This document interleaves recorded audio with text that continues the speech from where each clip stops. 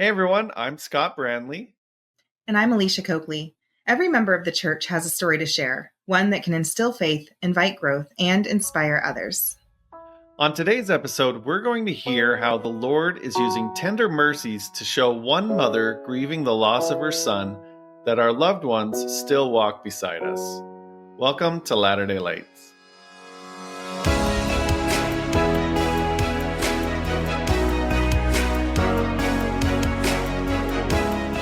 Hey everyone, welcome back to another episode of Latter-day Lights. We're so glad you're here with us today. We're really excited to introduce our special guest, Karen Poulsen, to the show. Welcome, Karen. Glad to be here. Thank you so much.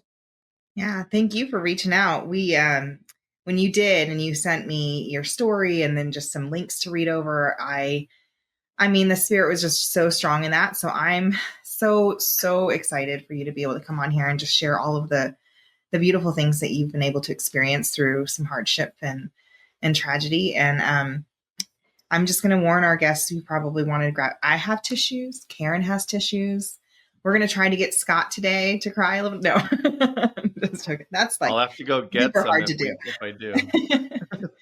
But yeah, this is going to be a little one that tugs at your heartstrings, and I think also really helps you feel the spirit. So thank you so much, Karen, for coming on and sharing your story and your son with us. We appreciate it. I appreciate the opportunity. Yeah. Awesome. Well, why don't you tell us a little bit about yourself, Karen?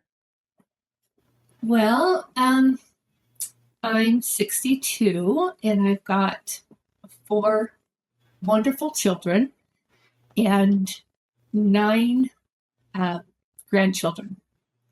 They're the love of my life. And we live in central Utah in the little town of Richville. I've lived here, since I was 12. Moved to Utah from California. Oh, wow. And I joined the church when I was 14. So there was me and another sister who joined, and then later another sister joined, and then later my mother joined.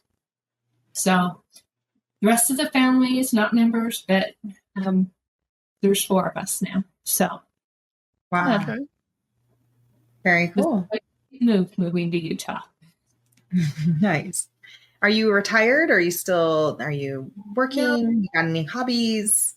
I work like a ton of different jobs. So I work in a floral shop just a couple days a week. Oh. And then I'm also a hairdresser, but I developed trimmers about 13 years ago. So I've slowly been giving that up because nobody wants to see a hairdresser with scissors like this. Yeah. I only have a few diehards that still count. And then I also work doing hair in a mortuary. They don't care if my hands are shaking. So yeah, that works. And then I have an online business, and then I run a nonprofit.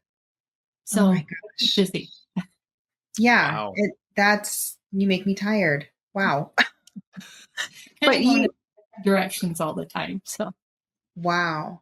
I love, I think you're our first guest that's ever mentioned working in a mortuary before. It reminds me of, this is going to date me, My Girl. You guys remember that movie?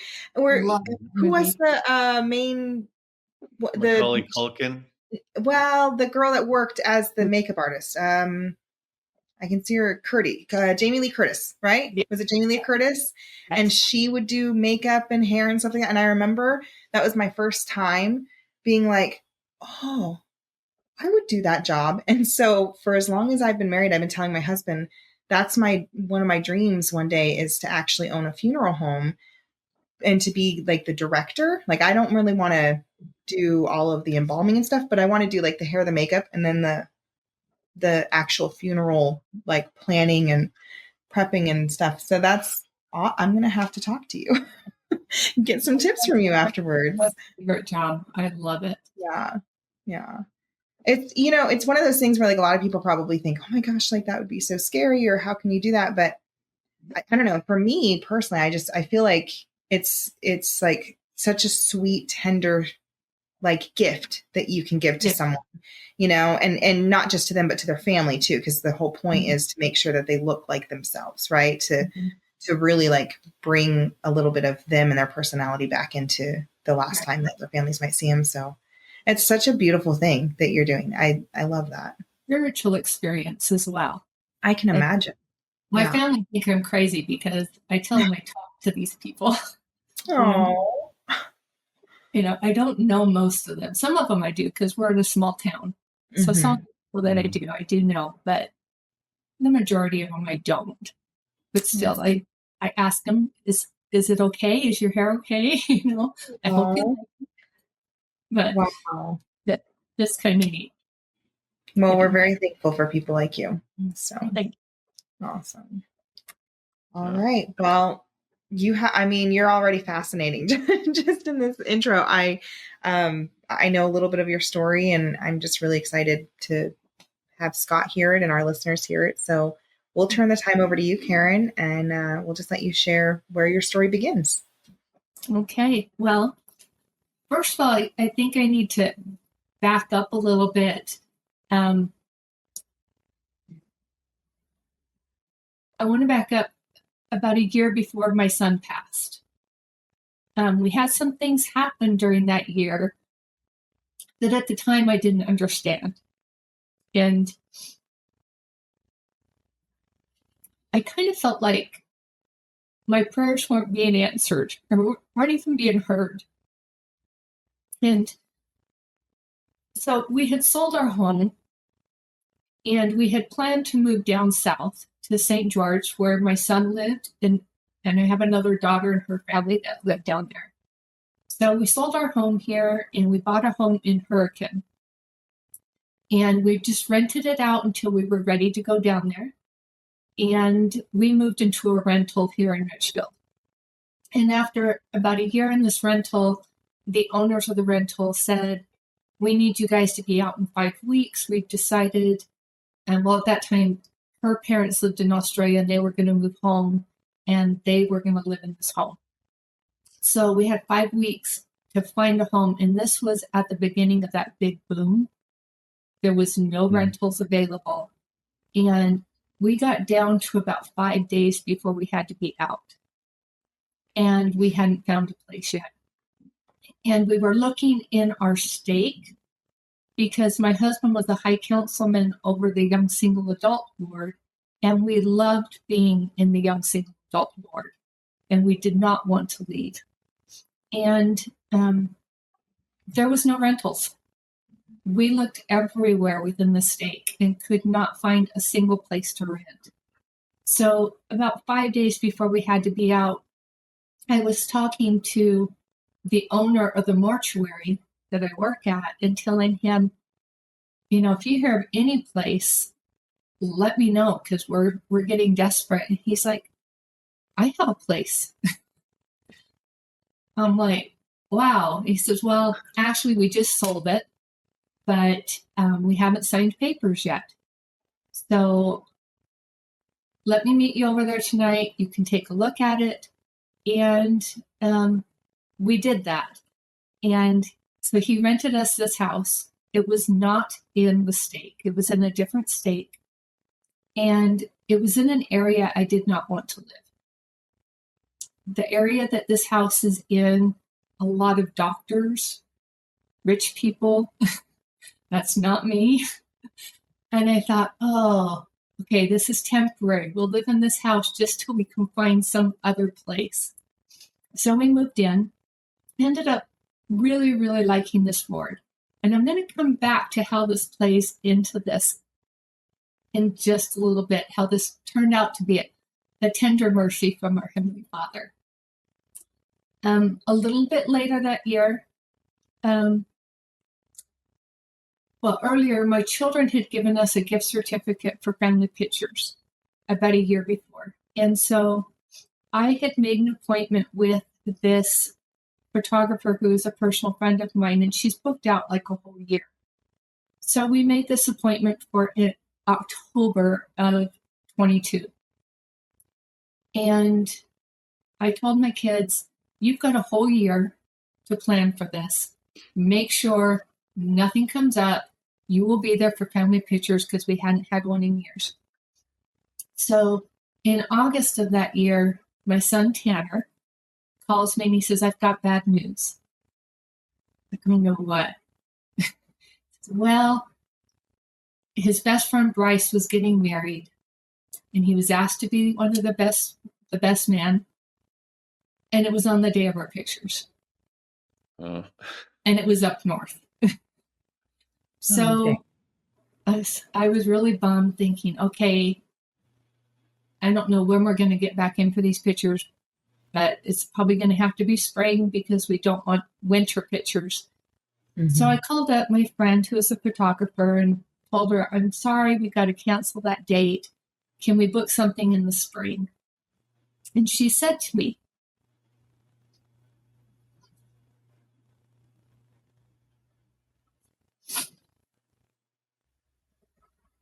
absolutely not. She says, you never know what might happen. Mm-hmm. And we need to get you in for your pictures. So she says, as soon as I have a cancellation, I'm going to call you. And you're going to tell your kids to drop everything. Wow.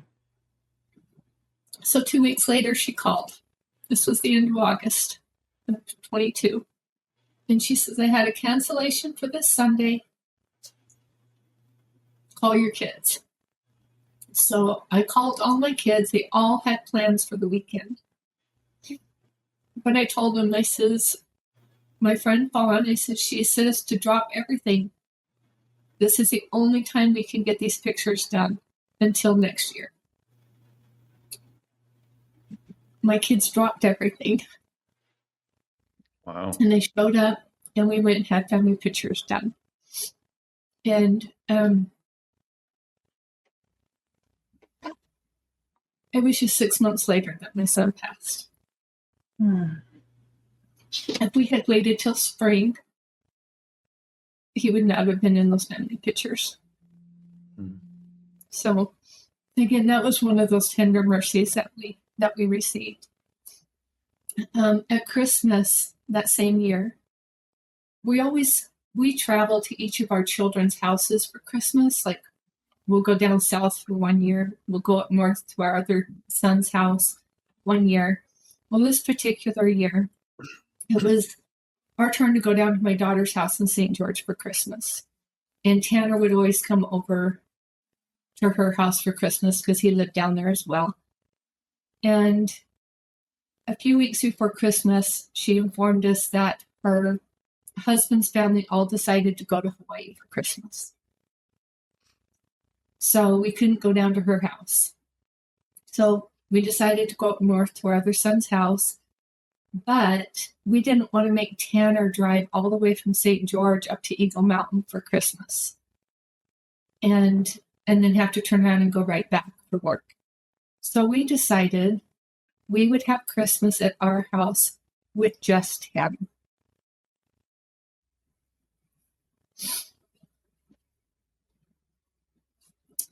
We thought it was going to be really, really weird not having any grandkids. But again, it was a tender mercy from our Heavenly Father that we were able to have that last Christmas with our son. And again, it was less than 2 months later that he was gone.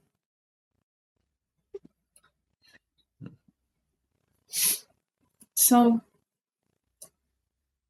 on February 12th, we're coming up on 2 years. February 12th of 23, my husband was supposed to be traveling down and spending the night with Tanner that night and on his way to a conference the next day. And he called Tanner on his way down to let him know he was on his way, and he didn't answer. And he got down there and Tanner didn't answer the door of his house. My husband called his phone. He didn't answer. And for some reason, we don't know how it got there, but we had his garage door opener in our car. We have no clue. We don't know why it was there, but we had his garage door opener. So my husband went in and he found Tanner.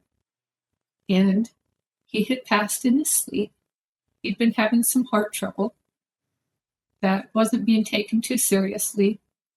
But his heart just stopped. And my husband found him.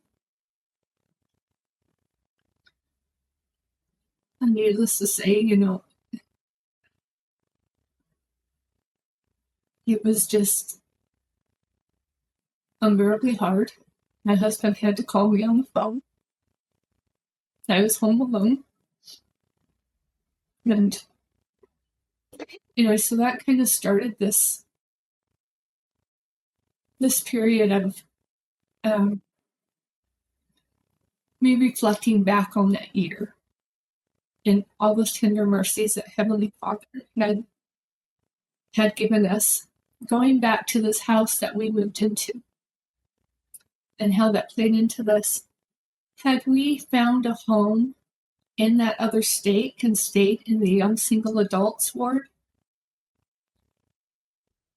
we would not have had the support that we needed when Tanner passed.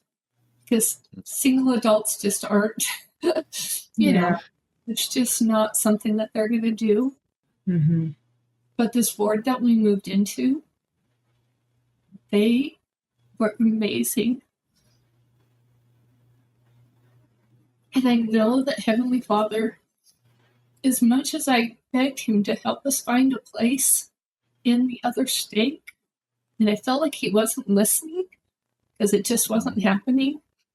And I looked back on it and realized he knew what I needed. Mm-hmm. So how old was Tanner? He was 31. He wasn't married. He was my baby. He was the youngest of the family. But yeah, so, looking back on that year, I realized that Heavenly Father was preparing me by moving us into this other state, into this amazing ward that we're in, by making sure we had those family pictures done. Mm-hmm. And then giving us that Christmas with just him. All these things that I just thought, nothing's working out, ended up working out just the way Heavenly Father wanted them to work out. Yeah. So I'm so grateful to him for those tender mercies that he gave us. Mm-hmm. So the next part of my story is I just wanted to share that we know Tanner's been with us every step of the way for the past 2 years. And some of the things that have happened over the last 2 years still just boggles my mind. But I was supposed to go to Hawaii the week after Tanner passed. And of course I canceled that trip. And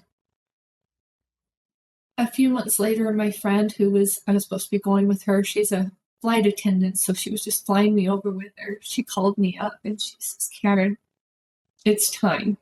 I need to get you away. You're going to Hawaii with me. And I thought, okay, I'm just going to go. Tanner was always kind of my travel buddy because my husband works retail, which if you know retail, you work all the time. Mm-hmm. So Tanner being single, we did a lot of traveling together, Disney World, Las Vegas. We've been to Texas. And so going to Hawaii without him just kind of felt wrong. Right. But I went.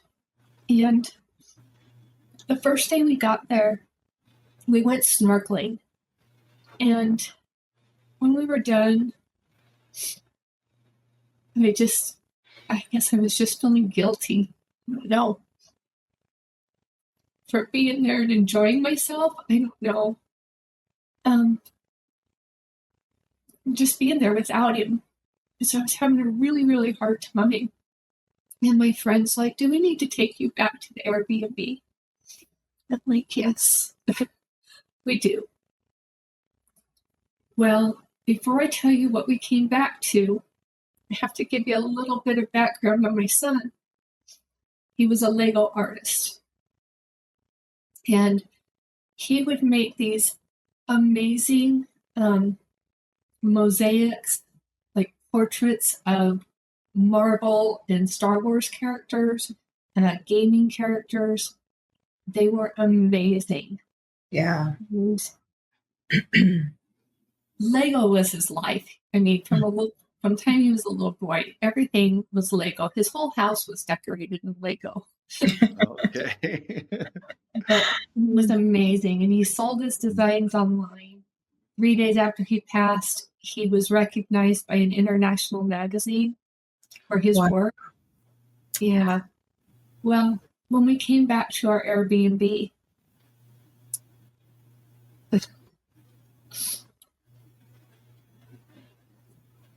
outside our door, on this big patio that's out front, it was covered in giant Lego. I mean, of all the hundreds of Airbnbs we could have stayed at, I know that Tanner made sure we stayed at the one where he could show me that he was with me. Mm-hmm. Wow. So yeah, this giant Lego all over the yard. That kind of got me through the next few days. It was like, okay, I can do this. I can do this. He's with me. And I think it was on the 4th day. I was having another hard day.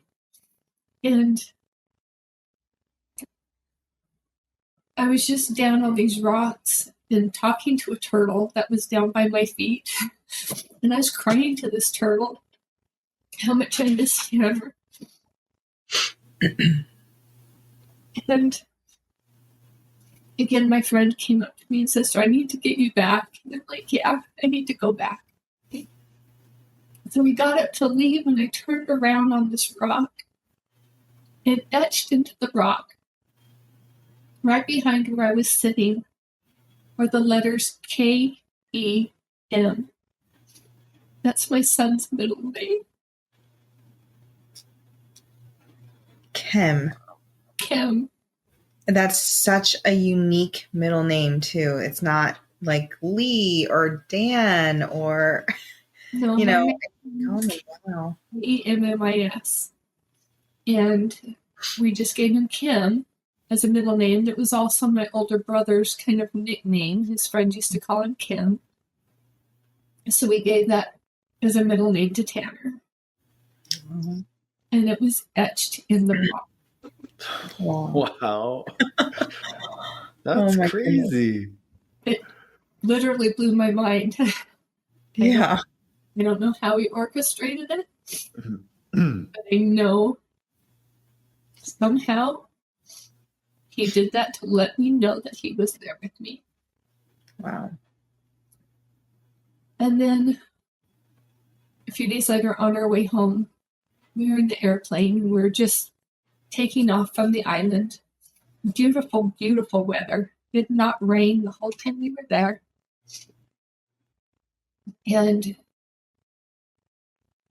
we're just leaving the island, and I was telling my friend, telling her thank you, that I knew Tanner was there with me. And we looked out the window,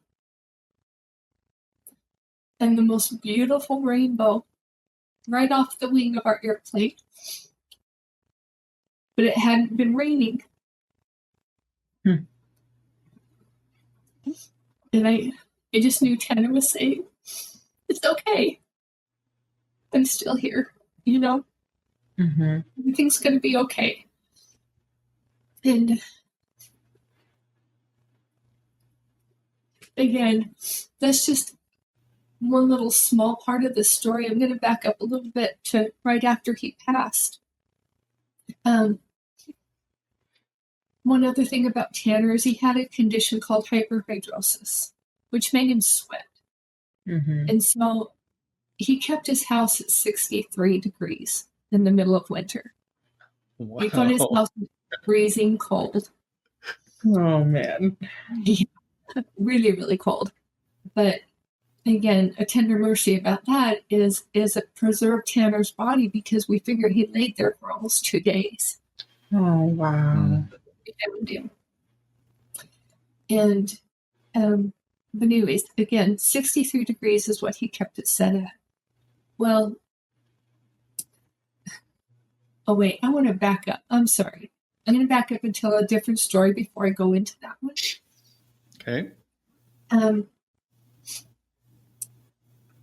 2 nights after we found Tanner, we found him on a Sunday night. On Tuesday night, I still had not slept. So Sunday night, I didn't sleep. Monday night, I didn't sleep. Tuesday night, I didn't sleep. And I was making notes in my phone for his funeral. Now, 7 weeks before Tanner passed, his best friend, who's also his cousin, lost his wife in childbirth. Oh. Yeah. And at her funeral, just 3 weeks before, they couldn't get, this was in Buffalo, New York, and they couldn't get her body out of Buffalo, New York because of the storms that year. So they didn't have the funeral. She died December 22nd. And they didn't have the funeral till the end of January. And at that funeral, her parents spoke. And Tanner said to me that he thought it was so wonderful that her parents could get up there and speak at her funeral. So I knew when Tanner passed, that's what I needed to do. That Rick and I needed to speak. So anyways, on Tuesday night, it was 4:06 in the morning. I was on my phone making notes for the funeral. And at 4:06, I laid my phone down on the nightstand and laid back down. And I heard, "Hi, Mom."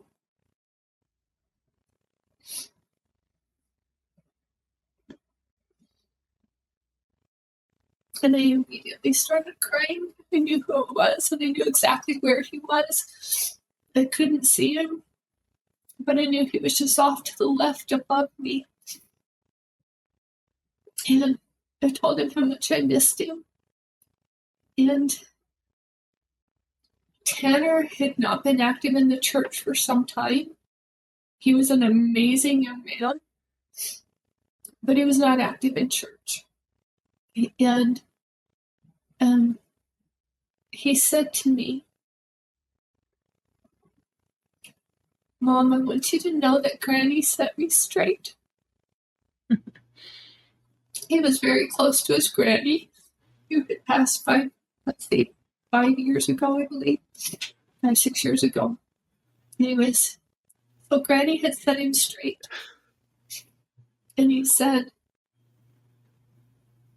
"I have a lot of work to do, but I promise I'm going to get it done."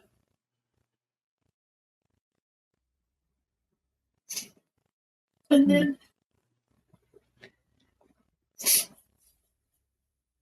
then he thanked me for what we were doing, and I'm assuming he meant the funeral. And then he asked me to add another honorary pallbearer. It was a girl that he worked with, because we had added all the guys he worked with, which is normal to have guys as your pallbearers. Mm-hmm. But he asked me to add this girl. And I told him we could do that. And then he told me, he says, "Mom, I'm not really into flowers. Would you mind asking people to bring a small, simple set of Lego to donate to my clients?" He was a behavior analyst and he worked with intellectually handicapped adults. And he wanted Lego to donate to these clients. And I told him we could do that. And then he told me I looked so tired. And he said I needed to roll over and go to sleep. And I told him we couldn't sleep. And he told me, he says, I promise I'll stay right here by you. Just go to sleep. So I rolled over to face my husband. And he was looking right at me. And he asked me what was going on. So I told him that it was Tanner who had been talking to me. And of course, he's like, first thing in the morning, we're writing this all down, which we did. Well, over the next few weeks, I kind of started to doubt if it had really happened. I knew it had, but part of me was like, how? How did that really happen? Was it really him? Mm-hmm. And my oldest daughter bought tickets to go. I have to preface this with, I have never believed in mediums. Mm-hmm. Part of me, I mean, I still believe most of them are fake. However, my daughter invited me to go see a medium in this group setting. And I thought, okay, I'll go. I don't believe in this stuff at all. But we went. And I told my daughter, I says, even if this was real, Tanner wouldn't come through. Because he would be the one telling everybody else, you go first. You go first. And he didn't come through. And he didn't. But I knew some of the people that were there. And a part of me believed this woman because she was telling them things that I knew there was no way she could know. So that kind of softened my heart a little bit, I think. But the next day, she was giving a seminar on living your best life. And so my husband and I and my daughter went. This was 3 weeks after Tanner passed. And my husband and my daughter were on their lunch breaks and had to leave early. But when we first came in, I told my husband, Tanner's here. I can feel him. And I felt him so strongly. And after an hour, my husband and my daughter left, and I just sat there during the seminar because I could just feel Tanner there with me. And when it was over, everybody went out to the front to talk to this lady. And I just sat there, feeling Tanner's presence. After a while, I thought, okay, I don't want to look like one of her groupies, so I'm going to get up and leave. And so I did. I got up, and this was in the basement. I was walking up the stairs to leave, and I heard somebody say, excuse me. And I turned around, and it was this woman. And she asked me if I'd come back down, that she wanted to talk to me for a minute. So she excused everybody and took me into a corner. And she said, was that your husband that came in here with you? And I said, yes. And she says, well, I have to let you know there was a young man who came in with you. And he was standing behind your husband. Mm. He kept saying, I love you, Dad. She says, was that your son? And I said, yes. And she says, I have a feeling that he passed very recently. And I told her, yes, it was 3 weeks ago. And she says, well, he's still here. And he wants to talk with you. And then she told me, she says, she started holding her heart. And she says, he passed very suddenly in his sleep. It was his heart. This woman doesn't know me. I had not posted anything about any of this on social media other than my son had passed. There's no way she knew any of this. But at that point, my heart really started to soften and thinking, okay, there's something with this woman. And she went on to tell me that my son was showing her a rainforest. And I'm like, I don't know anything about a rainforest. She says, well, it's these green hills, and there's a big body of water, and it's drizzling. And he says he's on a spiritual journey in this place. And she says he was also on a journey in this place on Earth. And I knew at that point this was New Zealand. My son had taken off for 4.5 months. He needed to find himself. And he had flunked out of college, didn't know what he wanted to do with his life. And he just decided he was going to go backpack through New Zealand. And that's where he went. And the pictures that he sent us were of Wellington Bay. It's a big body of water with these big green hills, and it rained every day he was there. He went in their winter, our summer. And so I knew that's what she was talking about. And she says that he was on a spiritual journey there, but he was on a similar journey here on Earth. During that time in New Zealand, my son realized what he wanted out of life. He knew exactly what he wanted to do. When he came home, he got back into school. He got straight A's. He went on to get his master's degree. He had a similar journey on Earth in New Zealand. But he was on a spiritual journey now in this place. She went on to tell me that there was another spirit there with him. And this other spirit was presenting with a football jersey. And she says that she thought his number might be a 13. She wasn't sure. But he had died of a head trauma. And that he was attached to my third child. My third child is my other son. And I immediately thought, well, maybe this was his friend that he lost to a brain tumor when he was 10 years old. And she said, no, that's not him. And she says, he's showing me a long stretch of road with a bend in the end. And she says, it was an accident. He died in a car accident. And I knew exactly who she was talking about. It was my son's friend. His name was Kade.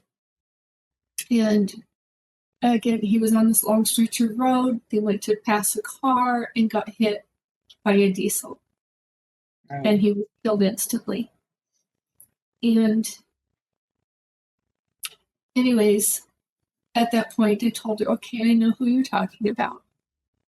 And she says, he wants you to know that he was there to help your son transition. Now I want to back up to, again, this home that we moved into. Guess who our neighbors are? The mother and father of Kade. Wow. Wow. Yeah. Man. And back when they had lost their son, again, that was 18 years ago now, when they had lost their son, I remember thinking, if that ever happened to me, I hope I can handle it just like they are. Because they were consoling everybody in town. They forgave the young man who was actually driving that car, who tried to pass the vehicle. when this diesel was coming.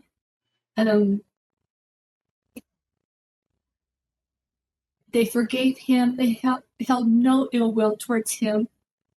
And I just thought, I hope I can be like that. Well, when my husband called me to let me know that Tanner passed, the first thing in my head that night was, okay, Karen, you have a choice.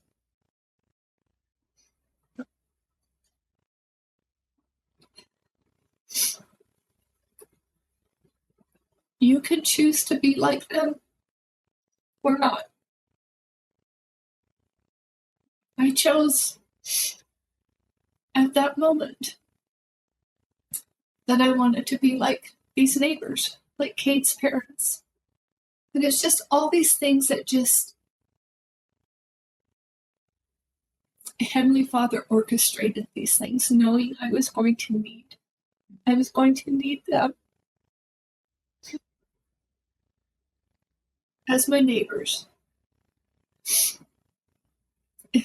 And when I was talking to Kade's brother and telling him of this incident or whatever that I had with this medium, and that his brother had helped Tanner transition, he says, it's funny you say that, because since Kade passed, their family is always talking about how they hope that on the other side that Kade's mission is to help others pass over.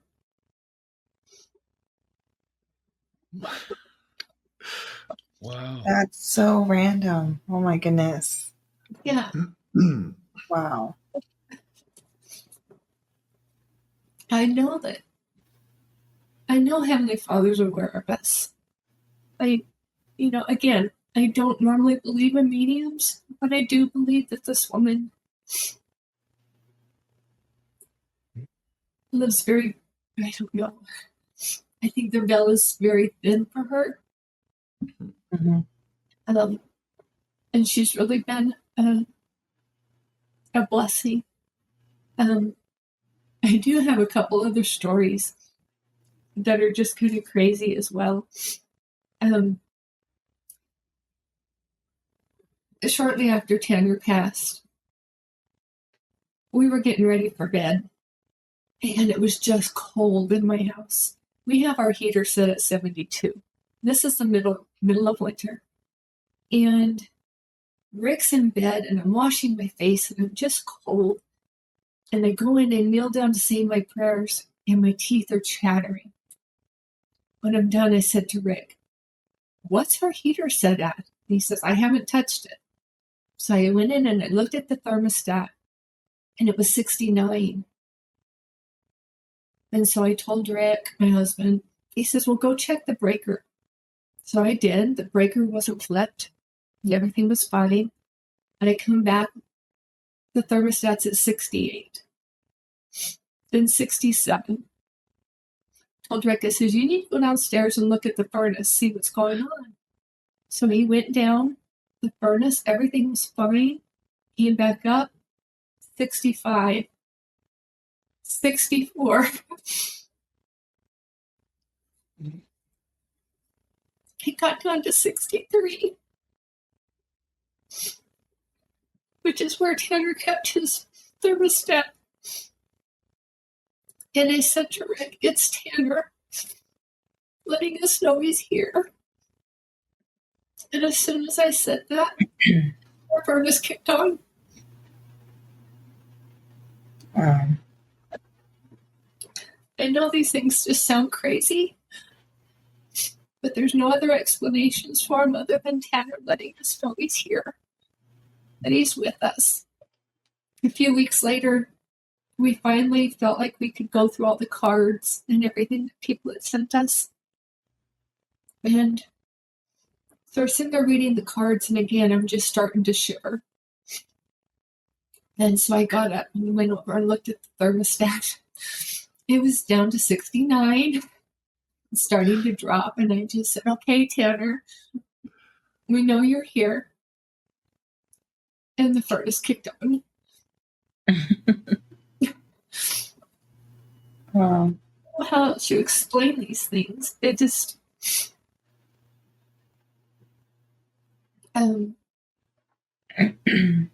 another experience. My other son, before I went to Hawaii, he'd gone a few weeks before me with his wife, and they went to a Buddhist temple over there.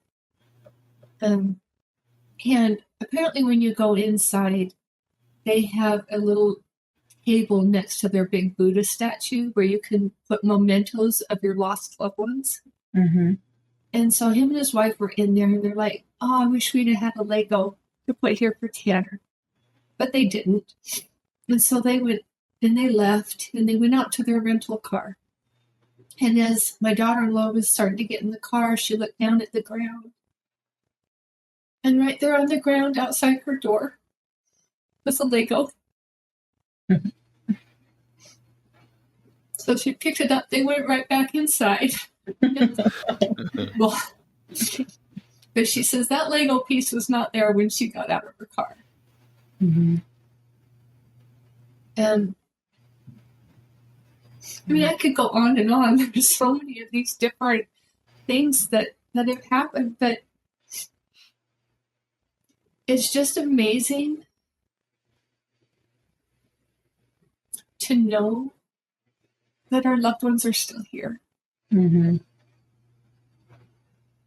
You know, I think we just have to be open to the ideas that they are trying to communicate with us in those little ways that they can.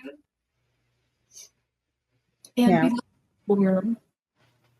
My granddaughter, she just turned 15, but a few months ago, she was really struggling. She was very, very close to Tanner.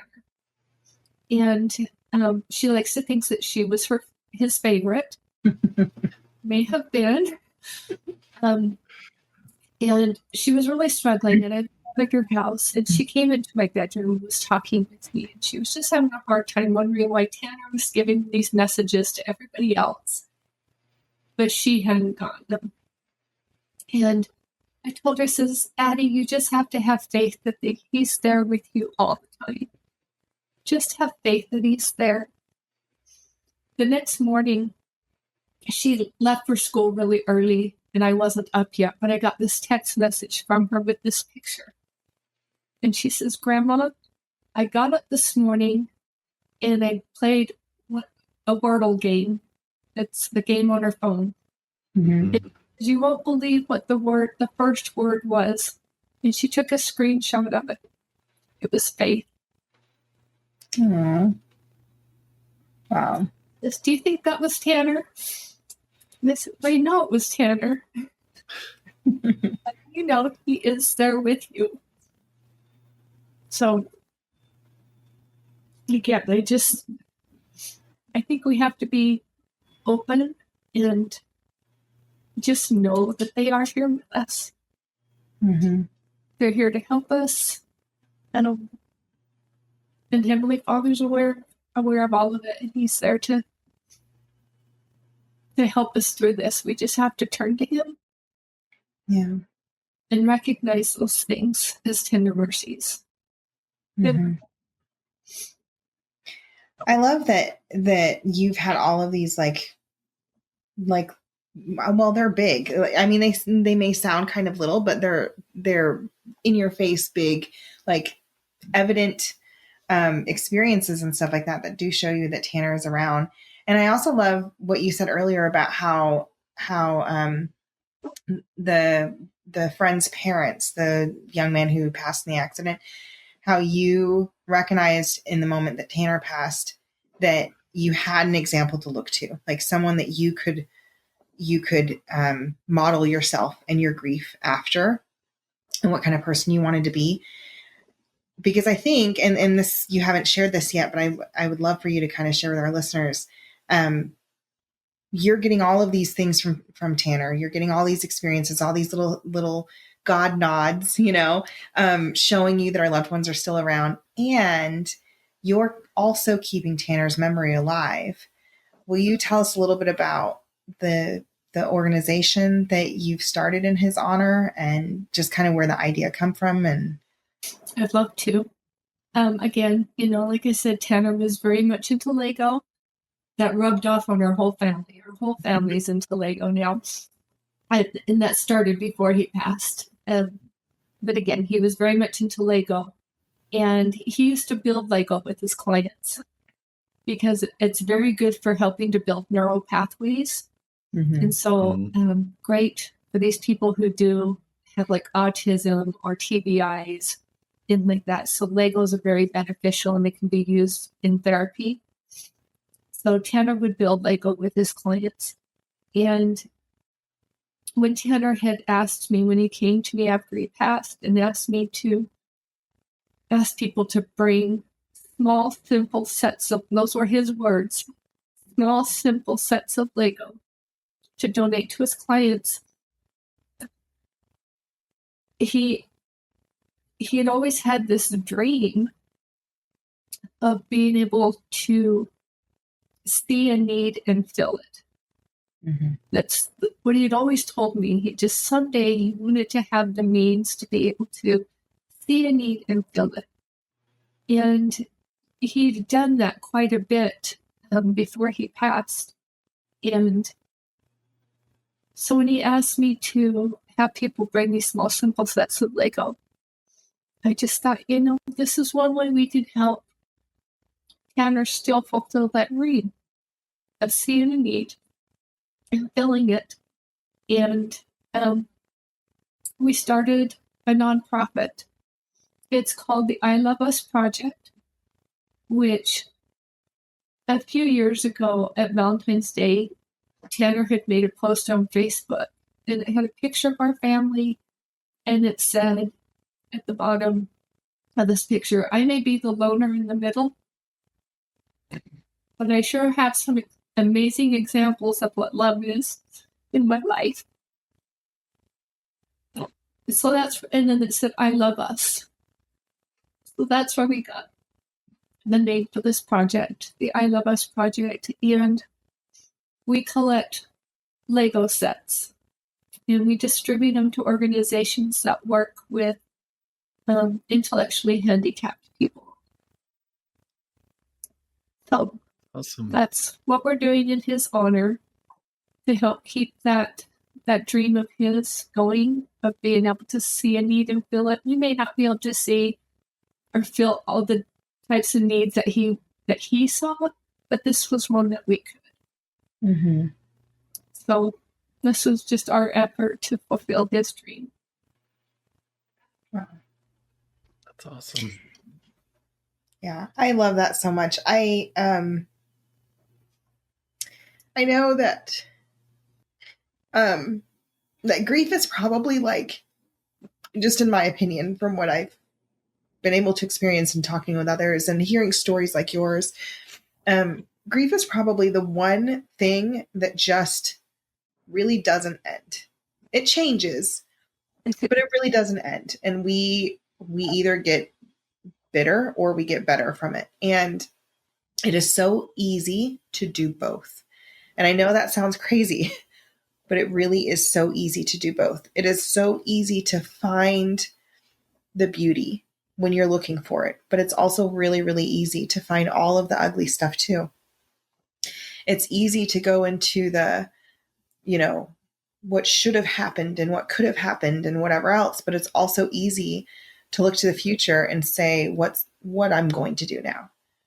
What is that next right thing that I'm going to do? What's the next best step? How am I going to continue on in such a way that I don't let this be a meaningless experience, And when I hear families like yours who are coming together after losing loved ones, who are looking for ways that they can see the Lord's hand and be part of the Lord's hands, it just is such a beautiful, beautiful thing. And I really, really appreciate everything that you and your family are doing to just kind of be a part of that work that Heavenly Father put Tanner on this earth for. And by extension, put you guys on the surfboard too. I know that some people listening to the show, they might have gotten caught up on the whole medium thing, right? Because we don't know. There's not a lot of information on it. Anything that we hear in the church is always like, stay away from them. But I would also like to point out that that's not like you were going out and you were paying to have this psychic reading done or something like that. And the Lord is really creative, and he's going to use people, whether they're doing what's right or not, or whether theirs is a spiritual gift, or if it comes from something like the Lord can still use anybody and put them in our path at any point in time. Look at the photographer friend of yours. Yes. He inspired your photographer friend, right? It would have been so easy for her to say, sure, let's just do it in the spring. No sweat off her back. But instead, she really made it a point to get you guys in there earlier. Your flight attendant friend, taking you at that specific time to that Airbnb and to be able to be in that place. So I think that while we don't necessarily need to go out and we don't need to seek for those people, we can be open to what Heavenly Father brings in our life. Exactly. And the most important thing, and you've mentioned this in just little things, is that we have to do our part to stay close to the Lord first and foremost, so that we can recognize when those are spiritual experiences, and so that we can hear him, we can hear our loved ones. And the more that we do what you were doing, which is, serving in your callings and saying your prayers at night and just really taking all of that pain and bringing it to the Lord and letting him be your source of truth and light. It's okay. It's okay if the things that come into our life to show us where the Lord's at, if they don't look traditional, right? Because it can all be used to our good. So, I don't know. Sorry. I don't know where I'm going with all that, but that was really good, Alicia. Yeah, I think tender mercies, the way God shows us tender mercies is just almost like shocking every time it happens, because you're like having his name on the rock behind you. Like, I know. What are the odds of that? I mean, there's it's just crazy. I know. If it hadn't happened to me, I don't know if I'd believe it. Right. We had to take pictures of all of this because it was just so in your face. Hi, Mom. Right. I do have one other little experience I'd love to share, just to top this all off. Like I said, Tanner had told me he was on this spiritual journey. Granny set him straight and he had work to do. Mm-hmm. And so after he had passed, we had a Relief Society temple trip, and we went. And I was so hoping to feel Tanner there, and I didn't. Mm-hmm. I did not feel him there. It was heartbreaking. And a couple months later, I went again, and again, I didn't feel him there. And I'm like, why? Why am I not feeling him here? Because I knew he said he was working on it. And then we had set the appointment to have Tanner's work done for him. And this was in July. And so our family all went to the temple together and did Tanner's work. And when me and my one daughter and my daughter-in-law were sitting there in the chapel waiting for my husband and my son and my son-in-law to come in, we're just sitting there. And I heard two words. I'm here. And it dawned on me, he couldn't be there before. He couldn't be at the temple before. But he was here now because we were doing his work for him. And he was there. And then as the session started, as we're walking into the room, my husband, my son, and my son-in-law come in. My son-in-law goes in first. Then my husband goes in, and he leaves a blank chair between him and my son-in-law. And then my son comes in and sits next to my husband. And I looked over there and my first thought was, well, why isn't he sitting with my son-in-law? And then the whole time I kept looking over there and I could just imagine Tanner sitting there. And so when the session was over, me and my daughter, we were waiting for my husband to come through, who was Tanner's proxy. And there's kind of this thing about Tanner. He's the one that, he's so polite. It's like I was telling you, he'd be the one saying, you go first. You go first. Because that's just Tanner. And so we're waiting for my husband to come through. And my daughter turned to me and she says, is it weird that I'm expecting Tanner to come through? I says, no, because I'm expecting the same thing. And she says, I bet you he'll be the last one. Sure enough, my husband came through. He was the very last person to come through. No, we didn't see Tanner come through. We saw my husband, but it was just like, just confirmation, those little things, knowing that if that had been physically Tanner, he would have been the one saying, you go first. You go first. Mm-hmm. Yeah. He was the last one to come through. Of that. We know he was there. He accepted everything. Awesome. Wow. Oh, Karen, that was a lot. There was a lot of beautiful, just really very touching. Very touching. Yeah.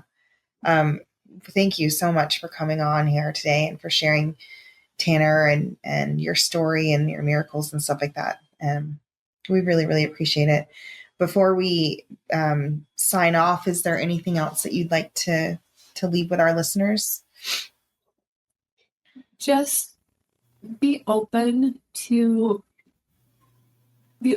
be looking for those beautiful, tender mercies in your life and know where they came from. They're not coincidences. Heavenly Father's in the details of our life, in every little detail. As far back as 18 years ago, putting that thought in my head of, if I ever get faced with this, I want to be like them. Yeah.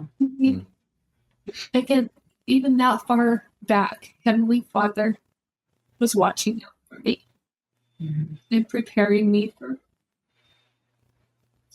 what I would face in this life. Yeah. Wow. One thing I love about your story is just you're very grateful for everything that God's given you and all these tender mercies. I mean, you wouldn't be able to truly appreciate them without the faith that you have and the knowledge of the gospel. Yeah, absolutely. Well, and I think it's one of the things that stood out when you were just talking a few minutes ago about how you had expected to see Tanner and feel Tanner in these different places, and then he wasn't there, and you're like, why aren't you showing up? And the same thing with your granddaughter, like, why isn't he giving me things too? I think sometimes we yearn so much for those things to be shown to us at a certain time, in a certain place, and in a certain way, that when it doesn't happen and when those expectations aren't met, it's really, really easy for us to lose our faith and say, well, then obviously, right? And obviously, they're not still here, or Heavenly Father doesn't see me, or he doesn't know me. But one of the things that I went through was kind of similar to your granddaughter, where I had all these people that were talking to me about my brother and about these things that had happened to them. And I mean, people that like maybe weren't even as close to him would have these experiences. And I was very jealous. I'm like, what? Well, hello. Like, I was your favorite sister. We all know that, right? Like, why is it that you're not showing up to me and doing all of these things?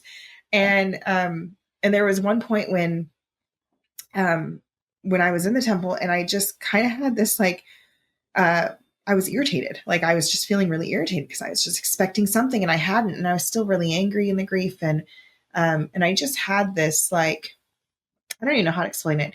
It was almost as if I had this picture in my head of my brother plopping down in the chair next to me, nudging me with his elbow and being like, I'm so busy, stop whining.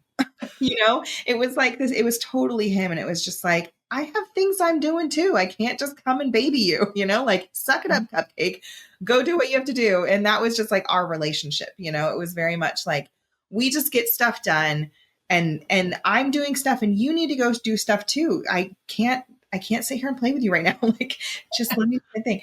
And I thought about that and I thought, sometimes Heavenly Father lets them come through to us because we need it. And sometimes he knows that we're okay without it. So it's okay. If you're someone who isn't getting those signs and stuff, it's probably because Heavenly Father and your loved one, they know that you really don't need them. You want them, but you really, really don't need them, And so their energy and their time is going to be spent in a way that is going to be for the good of all, and for the building of the kingdom and for building of testimony. But there's still work that you can do too, even in your heartbreak. You can find good, you can be good, you can produce the good. And so I think that's, it's when we do that all of a sudden we get so busy that we forget to look like for the nitty gritty things, but we see better. It's like we change our perspective. We're not just like lasered on one thing. We're able to actually go back and like see a bigger scope of all of the beautiful things that Heavenly Father has for us. So I really appreciate that you're doing that. And Thank you. I hope that you continue to see so many beautiful things, in your future and with your family and stuff, of Tanner's presence with you guys. Absolutely. We look for it. I mean, again, those big in your face things have slowed way down. Mm-hmm. Like you said, I think it's because he knows that we're okay now. Yeah. Then we're going to be okay. So, and that's okay. We know he's busy now, and we wouldn't want it any other way. Yeah. And it's not the end. No. Right? Yeah. Like, we're promised through the atonement and the resurrection of Jesus Christ that we will see them again. Yeah. We're going to be together. Families really are forever, and the gospel is real, and Christ made it possible. So that's I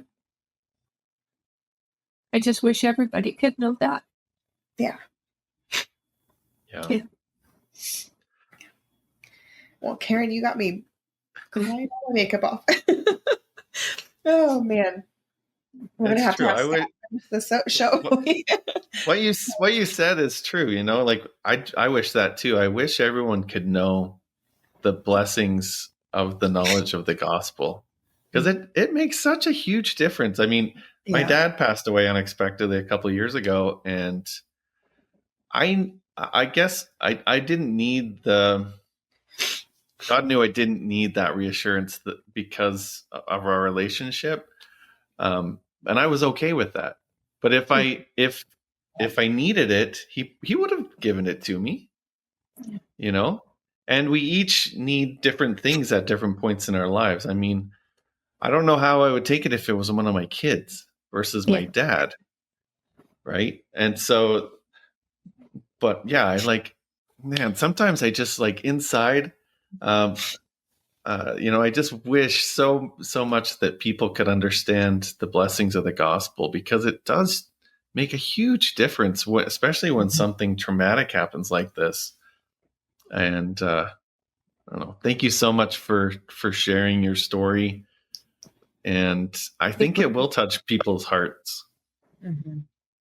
I appreciate you guys letting me share. Absolutely. He was an incredible young man. He definitely seems so. Yeah. I just, you can see in the pictures of him and especially on the website that you guys have set up in his honor and everything like that. He just exudes happiness and fun and love. And I love that. He was the funkle of the family. Yeah. Perfect. Yeah. The grandkids absolutely adored him. Yeah. And he was the favorite sibling. He lived with each of his brother and his sisters. At some point in his life, he has lived with them. He was roommates with his older sister for like 6 years, I think. Oh, wow. Lived with his other sister while his house was being built. He lived with his brother and his wife when he was in college for a while. So, I mean, you know. And then he got Christmas with you guys at the last one. So spent a little time with everybody. He did. Oh, yeah. That's amazing. Well, Karen, if listeners, if they would like to donate a set of Legos in Tanner's honor, can you, we'll share the link too, but can you let them know where they can do that or how they can do that? You can go to iloveusproject.com. Okay. And there is a support button or a shop button. We also sell like Lego jewelry. Oh, okay. Nice. Yeah, I wear mine all the time. I don't know if you can see that. This Lego brick. That's awesome. And all proceeds go towards Lego for these individuals. Oh, that's amazing. Do you have space for other people who might be working with individuals with intellectual and developmental disabilities to reach out and to get part of this? On the website, yes. Okay. Awesome. They can contact us through there, and we will arrange to get a shipment out to them. Okay, amazing. Yeah. Awesome. Well, yeah, listeners, definitely take a minute and go visit that website, see how you guys can support this cause and support the family and Tanner's honor. I just think it's such a beautiful thing, and it's a little thing, you know, but it makes such a world of difference for people to feel seen and to feel loved and to be able to do things that can help them to better themselves. So we'll definitely share the link for that in the description here. And we, are so appreciative for you, Karen, for coming on here today. We appreciate our listeners too for tuning in. Guys, if you could just do us a huge favor and share Karen's story, that would be incredible. We call it our 5-second missionary work. It only takes a second to do something great. Get the story out there and leave Karen a comment. Let her know what your favorite part of her journey so far has been that you've been able to hear. Yeah. Thank you so much. If you have a story like Karen's that you'd like to share, or another story about faith, go to latterdaylights.com and let's have you on the show. Yeah, absolutely. All right, guys. Well, Karen, thank you again for coming on today. We really appreciate it. And thank you to everyone for tuning in to another episode of Latter Day Lights. Talk to you again next week. Take care. Bye. Bye, guys.